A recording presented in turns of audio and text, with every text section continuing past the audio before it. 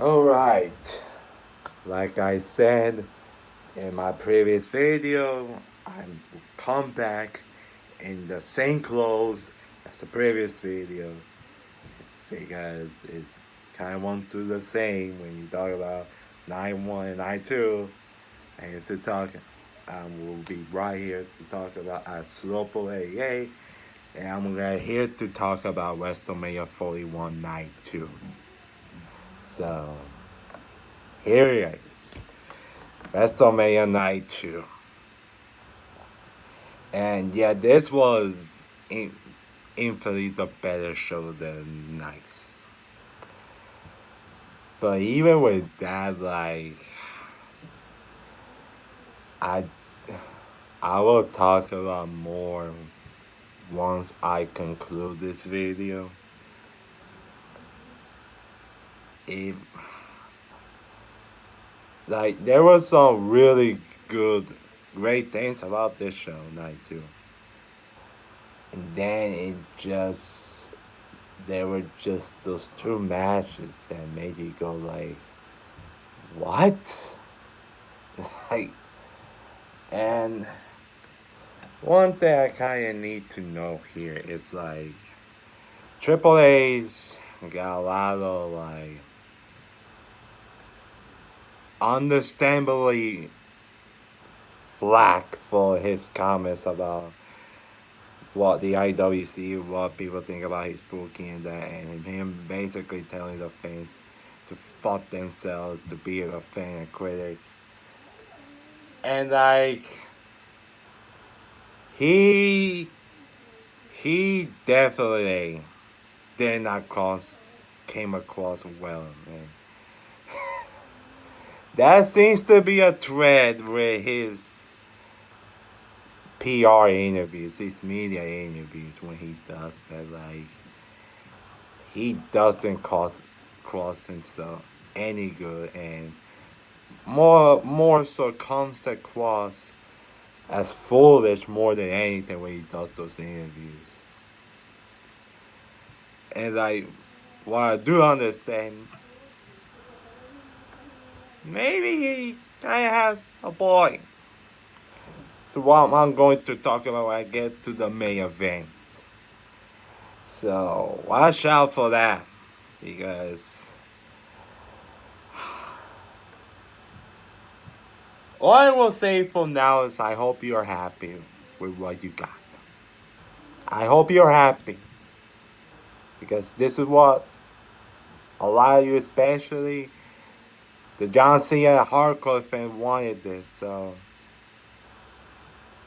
hell, I even got a test during right after the show.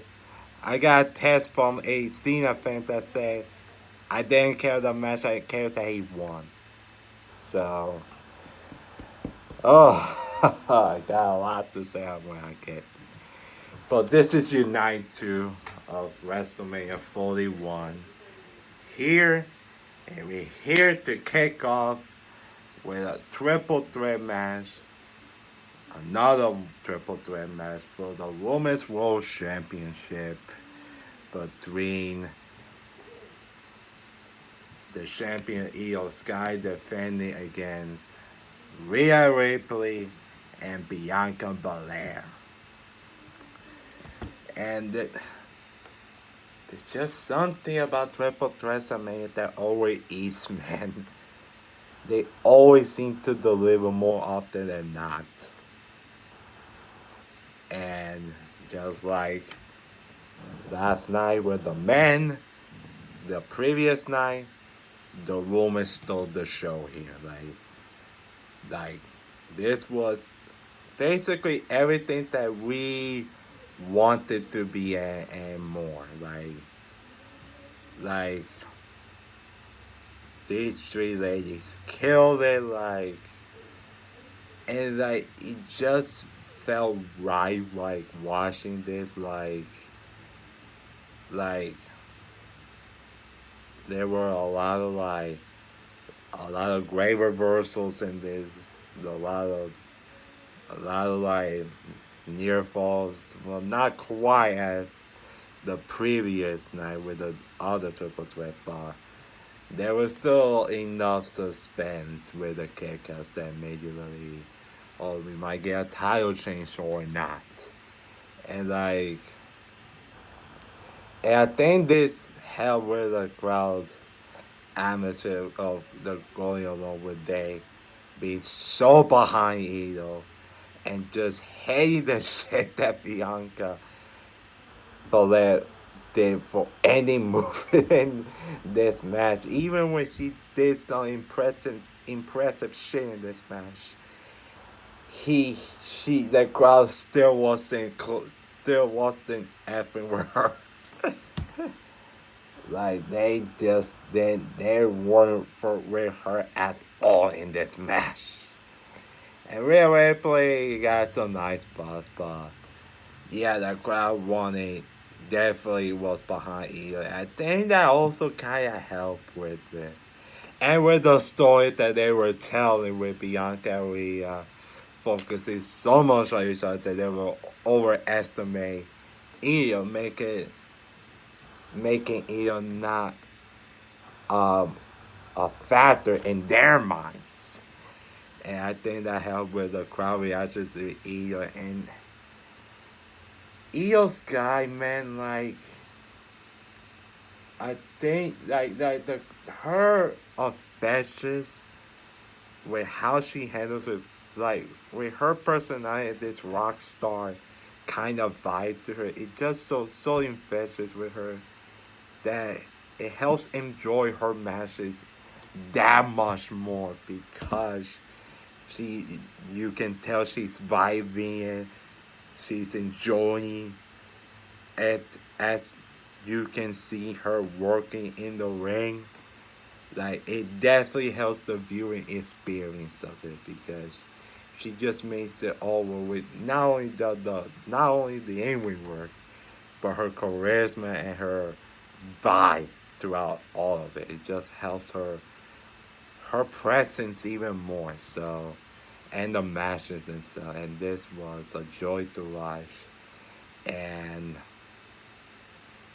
I'm really happy she got the win. I predicted her win, and this made the most sense because when you look at other factors, when the current climax of things in the company right now, Rhea and Bianca holding that title won't make any sense now. Io just won it here.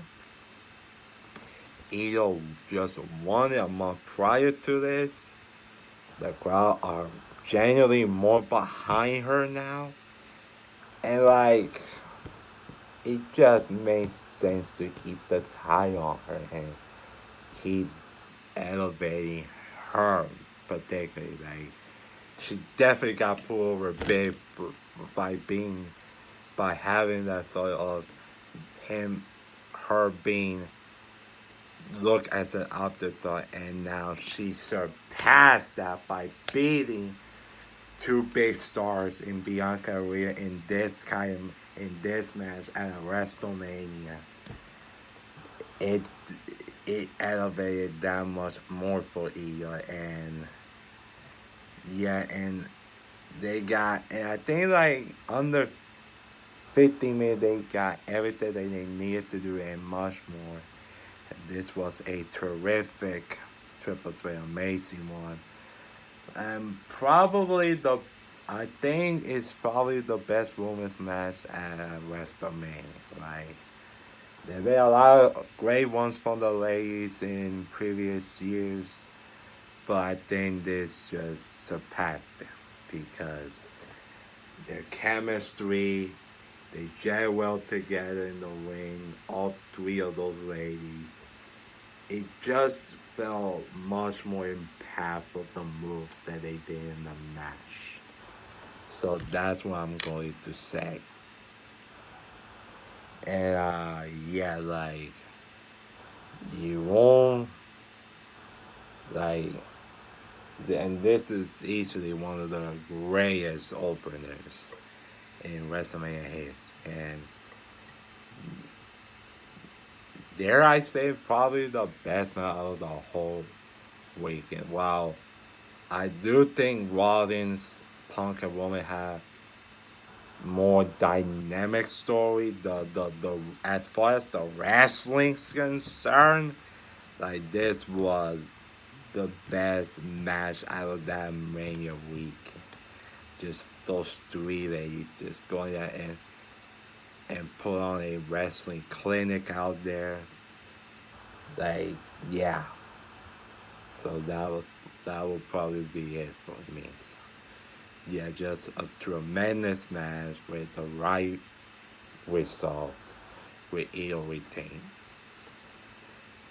Next match is Sin City Street Fight between Drew McIntyre and Damian Priest. And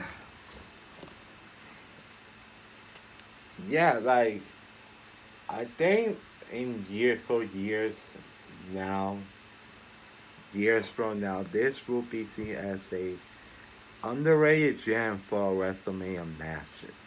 As those dudes also kind of killed it out here. Like it wasn't like anything like. I don't even know if this is something you would even remember, but if you just watch this, like this was great. Like this was just two beefy dudes just telling one another, telling to one another, and it definitely helped with the story they were building towards with the animosity that these two characters have for one another. It really played a factor in this match, and yeah, like these two just destroyed the ever loving shit out of each other, and while almost amused me, especially by the part of him taking the phone and throwing a selfie at at Damien while the match was going on. Like Drew is right when he says they need to make a board at work shirt because yeah, like I can pretty much say everyone check on Drew's ass on Twitter when that match when that moment transpired. Like that was just great, funny bit, and yeah, like and I think like with this being the only gimmick match out of this entire WrestleMania, it definitely stand out more because this is like more grounded, more vicious matches that you see at Mania, and they did their just. They played their parts very well here, and couldn't believe that Damien took basically a bump to the floor with two tables from the top rope. Like that was pretty insane to look at, and and kudos to him for taking it because I'm not must be easy for him. Because if I was issues, I don't know if even I would take it, but he did, and he played into the finish with Drew McIntyre after hitting Claymores already a few times, already before the match. He hits one and onto Damian Priest, who was hanging on the neck, who was hanging on the steel chair on his neck, and to just claymore him to pick up the win in this match. And yeah, this was a great match. Like this was this like they both killed it out there with the match. Like they both really did the job well, and gotta give the props on it. And as this was one of the matches I was genuinely looking forward to see it, and they did their parts well. And this was a really great brawl, and yeah, this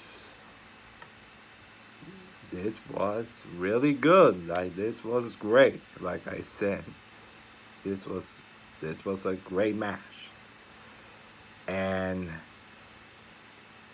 then you had the fatal four for the Intercontinental title. You have Braun Breaker defending his title against Penta, Dirty Dominic Mysterio, and Finn Balor. And yeah, like this was in the perfect spot where the crowd all still being amped for this show.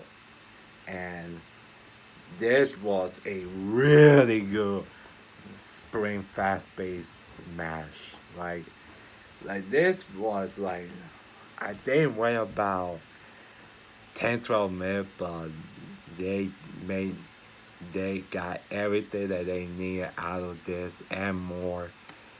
And yeah, this was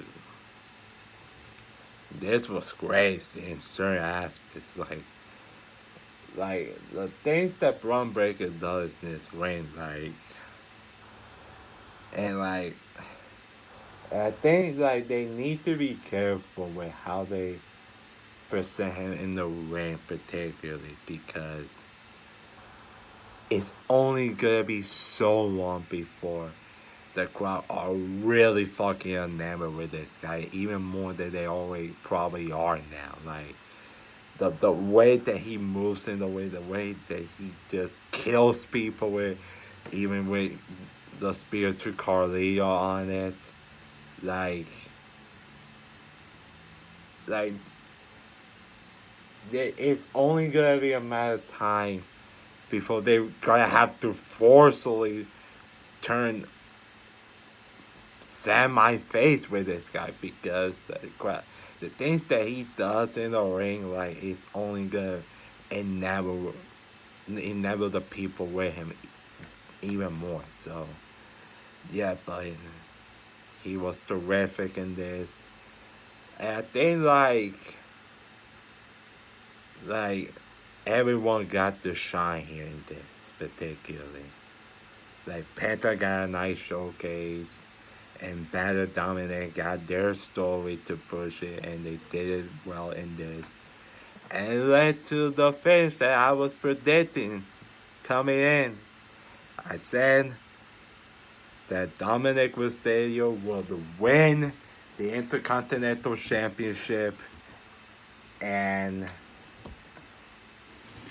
and doing so, he will pin Finn Balor, his fatal Judgment Day member. That's exactly what happened. He does the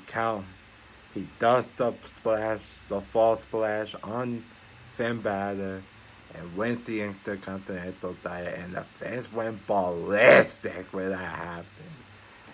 Like, they were so elated and ecstatic when he won. And again, like Braun Breaker, you really have to consider they're just gonna change course and have him be the one that does it, and maybe not Finn Balor if he gets placed off of the Judgment Day. But yeah, but this I was so happy. I'm so happy for Don getting a moment here on this show. And yeah, like this was really good, and it definitely felt like the time to take the title off of Braun Breaker without having so much to him eat the pin here, and he can actually move up to a much bigger storyline now and do it seamlessly. And it gives Dominus a nice one with the IC title. So yeah, so this was really good with really a electric finish to this, and yeah, I'm really happy for Don getting his moment here with the Intercontinental title. So yeah, really, really good stuff for all four, man. Then we get to the Randy Orton Open Challenge thing. So Kevin, this we know Kevin Owens Didn't make it in time for this. As he got his neck injury before this. So who was going who was Randy Orton going to face? If you happen to say Joe Hendrick before this, then you just say his name and then he appears. Yes, Joe Hendrick came out to accept the challenge for Orton. And yeah, like, I will say, first off, like, I'm happy for Joe. I'm really happy because he got himself over with the meme of if you say his name, he appears, and you believe in him. That he got that shit over in almost no time, and well, it kind of took time because it has been there. It has been there for years, but really has popularized in the last year or so. And to see him getting a Wrestlemania match at all, and nonetheless against Randy Orton, like you can't feel anything but feel stoked for the guy. So that was a cool ass moment. Yeah, the match itself, like they kind of basically made nothing out of him during this at this point. Basically, like he did his thing, did a couple of moves, did the meme pose, and then got RKO. Like, I wish he would like be a little bit more competitive, but at least he got his stuff in before that happened. And it was a great moment for him, and the vibe that we got in in that stand has to be real good also, like. So yeah, so as a match it was really nothing to see it, but as like a moment it felt cool watching it. As a TNA World Champion wrestling match at Wrestlemania against one of the all-time greats, Randy Orton. So yeah, at some moment it felt really cool, but there was nothing much you can see in this match. And even when Henry kind of been looking like not good, so yeah, but like I said, you can't feel anything but feel stoked for Joe Henry. So yeah, there's that. Then the show kind of took a nosedive. And yeah, Logan Paul versus AJ Styles. Yeah, like this. This was a short. That's really I can say. This was a short. Like, like I don't know why I expected here, but like, yeah, this was not good. this this was not not good. Like, I kind of have paid attention for what I watched a little. This I find it to be this uh pretty boring match. And I hate to say about AJ Styles match, but that's kind of what we saw. This felt lifeless watching it. And it clearly feels like watching, even more so after watching this match. The novelty of Logan Paul WWE has been long worn off now. and he pretty much does the same crap in almost every match. Almost every match, and this was his least impressive performance in doing so. So yeah, like this this was not good. I'm sorry. Like honestly, when you like look back, this was honestly the worst match out of that Mania weekend. Honestly, like I just this this was kind of crap if I'm being honest. Like and I had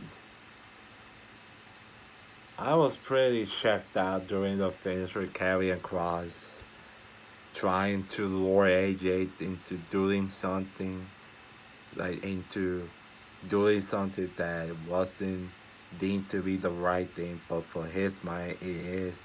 But then AJ straight up punches Karrion Kross, and Logan Paul took advantage and pinned AJ Styles. And yeah, like this, the, the, what can I even say more about this? Like I said, this was pretty underwhelming and pretty much a boring ass match. And I hate saying about AJ Styles because I know he can be still capable of being great, but this wasn't it. And I know why I expected this coming in, but not this. Not this. It's just, yeah, this was a nothing match. And felt like a TV match more than anything. So, yeah. Then we get the women's tag team title match. Liv Morgan and Raquel Rodriguez defended their titles. It was supposed to be against Lyra Valkyria and Bayley, but before night 2, the day prior, on the pre-show nonetheless, you had Bayley taken out backstage, and apparently this was a planned angle for a few months, for a few weeks now. And that happened, and once you knew it, this was the most Becky-ish, the most obvious Becky-ish returning ish that you could have possibly predicted. And like, I'm sorry, they just didn't need to do this. They needed to do this. Like, I felt looking back now, like I feel they could have done the exact same thing. Like, I feel like they could have Lyra Valkyria, and Bayley win the titles and then drop back to Liv and Raquel the next night to Becky Lynch returning, attacking both of them. Like, this was the most obvious. We need to get Becky Lynch on a WrestleMania card spot imaginable, and yeah, it just didn't feel special because you just knew it will happen as soon as Bayley got taken out. So like, Bayley doesn't gain anything because she just lost her spot at WrestleMania after being the growth that was there during the whole build to this. and Becky just returned and did a match and won the belts. That was it. The match was just average. It was pretty more about the moment than a match. Like Bailey and Lyra winning the belts. It was definitely more about that than a match. So it really wasn't to see here. So yeah, like this was an average match that for the story they were telling did not need to be. Because Betty, like I said, Betty doesn't gain anything out of this because she just lost her WrestleMania spot. And like, what?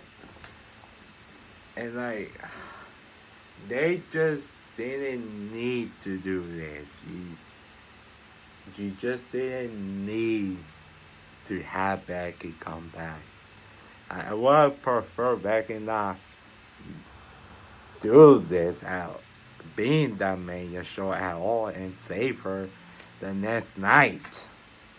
Like I said, I would have easily Lyra and Bailey win the titles and then drop them back to Live Raquel with Becky Lynch returning and attack both of them and turn heel that way.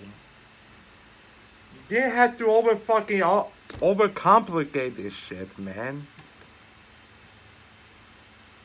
It's not that hard to not overcomplicate the shit out of it. But unfortunately, speaking of overcomplicating shit, then we get the main event. For the undisputed WWE title, Cody Rhodes defends against John Cena.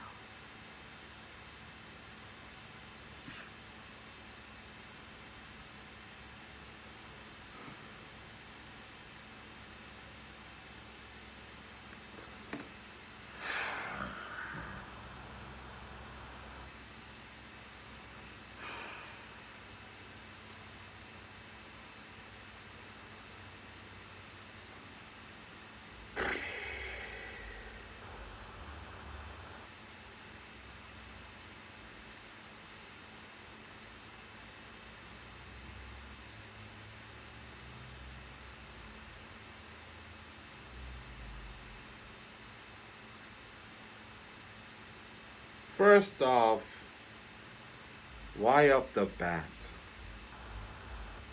Right off the bat.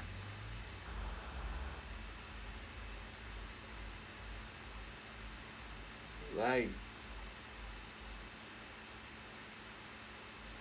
why put The Rock in a major store that involved the main event of WrestleMania, getting their fans' hopes up about seeing him at WrestleMania, and then not delivering him at all? It's just so infuriating how, and after the Rock's comments about him, the Pat McAfee, and after this, and like he didn't came across well. I don't think he pretty much made a fool out of himself and the company, and like I said in my WrestleMania 41 problem video, I just said, stop being your fucking high horse. Either you're in it or you're not. Either be involved in this or don't fucking do it at all. Because all you're doing is stripping the attention that should be getting to this and putting it onto yourself.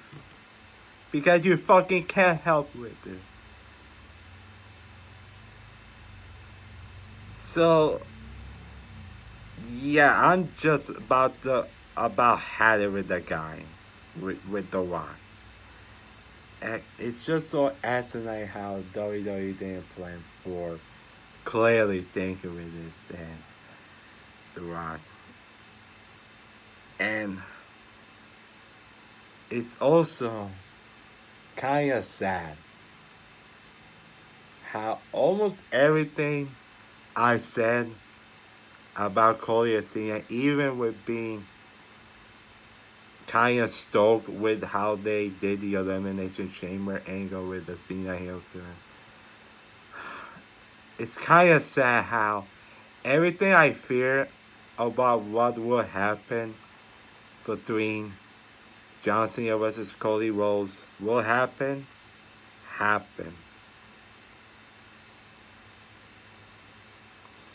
Because what I said when I made my WrestleMania 41 main event problem vid back in January, I said that if you're gonna do this match, Cena will undoubtedly get the most amount of cheers, and Cody will get the most amount of boos.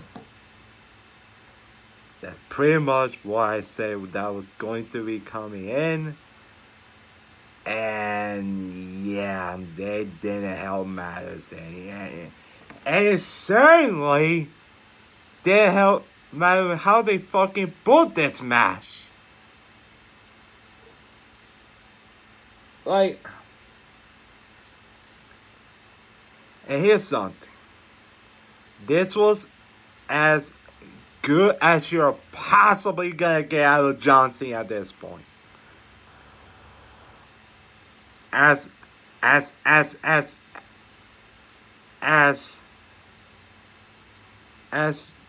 good as you will get with a John Cena match at this point.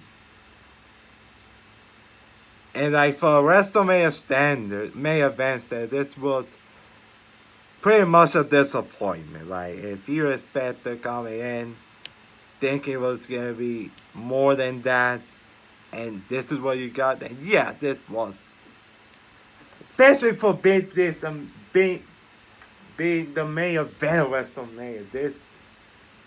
This was disappointing more than anything else. Even I kind of had like sort of expectations that were never gonna match because like just be clear, the days of John Cena having the matches they had back in like 2015, 2016, 2017, those days are over. Like it's clear that he cannot have like a good like basically a good match. It just showed it here because Cody Rhodes had to slow down his style to accommodate John in the ring. That's pretty much what happened here. So yeah, so you had this honestly was a mid-match. Was a mid-main event WrestleMania. Certainly didn't help fucking match with the booking because what I also said in my WrestleMania 41 main event promo video I made, I said if you're trying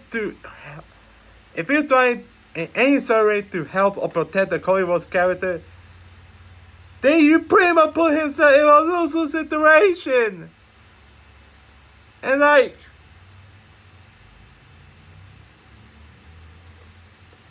and saying that help matters anyway this because Cena was throwing everything a shot and the crowd seems to not sure how to react because it's like one hand you hate the guy, but this is his last match at WrestleMania. Like this is Cena's last ever WrestleMania he's going to have, so you kinda not sure how to fucking react. And all the time you just keep wanting the guy that's supposed to be the top babyface in the company that you now wanted him to see to lose to this guy because he's not gonna have another Mania match after this. So you gave the crowd every fucking reason to turn on Cody during this match while having kick out of 4 straight AAs. And the Travis Scott shit, oh god, like the his fucking having an Undertaker-esque entrance, this just completely muddled this. And he didn't even do anything of substance, actually. Like, he was just there, he pulled the referee out and got crossroads by Cody. That's all what we got of Travis Scott, so that was a fucking waste of appearance for him. Like seriously, this was a fucking waste of appearance because like, why have him be involved with this if he's not going to do anything of substance? Like, unbelievable. And then the actual finish with Cody Rhodes having a second toss after he literally got fucking killed by John in the Chamber. And then not knowing if he's going to hit at that, and then John Cena just fucking low blows him, hits Cody with a bat, and won the match with it. Like, why have Cody Rhodes go all the trouble of killing AJ Styles and Kevin Owens in his respective feuds if you're gonna do this shit? Like, why have it go through all the trouble and him losing his mind or losing his friend and then do this crap? Like,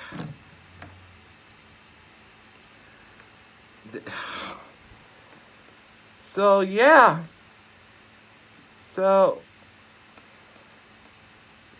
this was a main event that was capped off by a pretty flat finish because they clearly did not fucking think through with this, and you just made Cody look like a blubbering moron for not hitting Cena with a bell. And also the reason why this didn't work is Cena didn't take that much more punishment. Like, he didn't even, like, Cena kicked Cody's ass throughout the whole fucking match, and he just begging his taper off because Cody was about to hit him with a belt. Like, what we are doing? My gosh, man. And like, so yeah. And also, to all the John Cena long-timing fans that probably defended this, and also to those same fans that wanted this moment, that wanted Cena to win the belt. Well, I do point a blame on myself because of what happened at the Elimination Chamber. Because of how they pull out the Cena Hill turn. But you you s- you you sign up. Like, you sign up for this. Like, this is what WWE wanted, and sure hell, a lot of you wanted this shit. Because to you, everything else in the match doesn't matter to you. All you wanted was a John Cena title win and him getting the record breaking 17 moment here at WrestleMania. So I hope you're happy with that. Because a lot of you fucking wanted this. And the WWE wanted this. So keep it in mind because John is a part-timer.